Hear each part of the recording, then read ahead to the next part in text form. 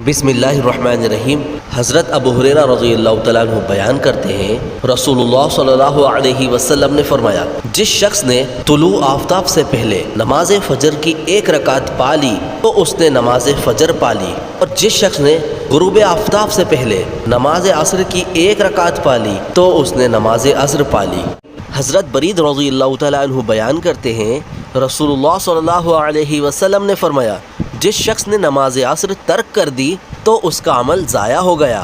حضرت ابن عمر رضی اللہ تعالیٰ عنہ بیان کرتے ہیں، رسول اللہ صلی اللہ علیہ وسلم نے فرمایا، جس شخص کی نماز عصر فوت ہو گئی تو گویا اس کا گھر بار لٹ گیا۔ حضرت ابو ہریرہ رضی اللہ تعالیٰ عنہ بیان کرتے ہیں، رسول اللہ صلی اللہ علیہ وسلم نے فرمایا، جب گرمی شدید ہو تو پھر نماز ظہر پڑھنے میں تاخیر کرو۔